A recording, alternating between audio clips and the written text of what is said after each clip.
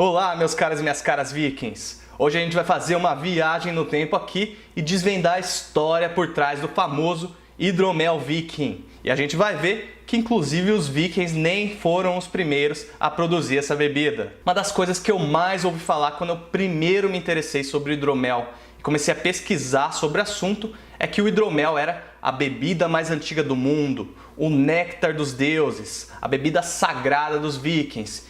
E hoje nós vamos ver o porquê disso. Então sentem-se e relaxem que lá vem história.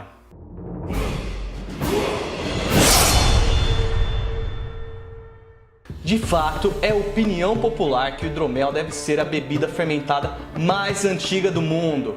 Se por mais nada, pelo simples fato de que o hidromel pode ser encontrado aleatoriamente na natureza. Pois basta chover em uma colmeia que, como a ajudinha das leveduras selvagens, a mistura de água e mel fermenta e torna-se hidromel.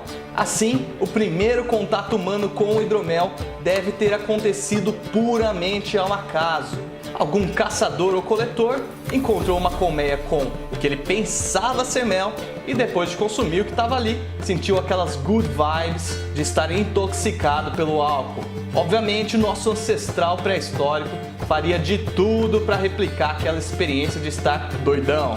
E nessa tentativa e erro de tentar reproduzir aquele hidromel natural, alguém deu sorte e conseguiu fermentar o mel e produzir a bebida. Logicamente, ao reproduzir o hidromel, o nosso ancestral pré-histórico não fazia ideia que o que realmente estava acontecendo ali era a fermentação do mel. A fermentação só foi realmente compreendida por civilizações ocidentais em meados do século XIX. Então, como tudo que na época não podia ser explicado por ciência, foram atribuídos poderes místicos e mágicos ao hidromel. Entretanto, não se sabe ao certo qual civilização primeiramente dominou a produção de hidromel. Há relatos históricos que apontam que os chineses bebiam algo parecido com o hidromel já em 9000 a.C. No entanto, não há nada sólido em relação aos chineses terem sido os pioneiros do processo de produção. Uma das mais antigas civilizações em que o hidromel se popularizou foi na civilização grega antiga. Os gregos se referiam ao hidromel como ambrosia ou néctar, sendo que era uma bebida fortemente associada com as divindades da mitologia grega.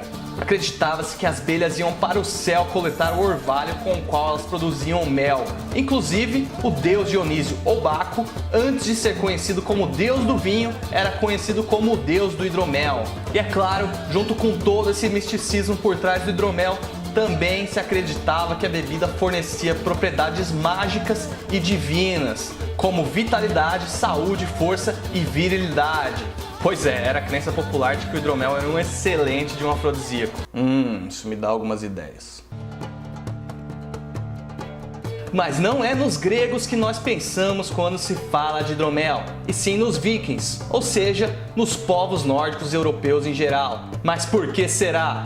No sul europeu houve um declínio do hidromel e popularização do vinho. Por isso, Dionísio deixou de ser o deus do hidromel e passou a ser o deus do vinho, já que a uva era uma matéria-prima mais barata e muito mais previsível do que o mel para se produzir bebidas alcoólicas. Contudo, no norte europeu, onde é pouco comum de se encontrar uvas, o hidromel continuou sendo uma das bebidas alcoólicas mais populares. Certamente era a bebida alcoólica mais valorizada e desejada pelos vikings.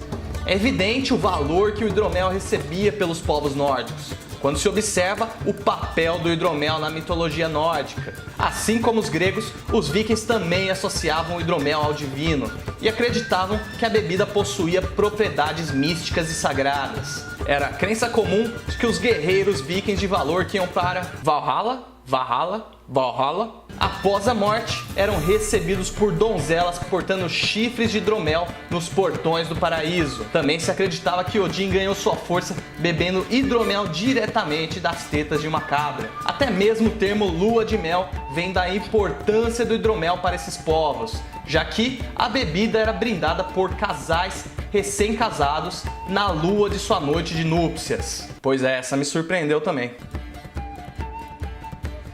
e é por isso que nós sempre associamos o hidromel aos vikings. Porém, durante o feudalismo, o consumo de hidromel não se erradicou no sul europeu, apenas diminuiu drasticamente. Na Idade Média, o hidromel era uma bebida extremamente rara, cara e muito valorizada. Isso fazia com que somente a alta nobreza pudesse desfrutar do hidromel. O valor atribuído à bebida era tal que a adega de hidroméis do rei muitas vezes ficava sob cuidados do protetor do rei, que era o chefe oficial da casa, conhecido como o steward do rei. Claro que na Europa cristã feudal, associar o hidromel à bebida dos deuses seria heresia e, portanto, a ligação da bebida com o divino foi rompida. Porém, seu valor em ouro nunca foi mais alto. Os produtores de hidromel eram extremamente bem pagos, recebendo até 1/3 do peso da bebida em ouro como pagamento. Quem dera ainda fosse assim, né, produtores? Inclusive, a rainha Elizabeth da Inglaterra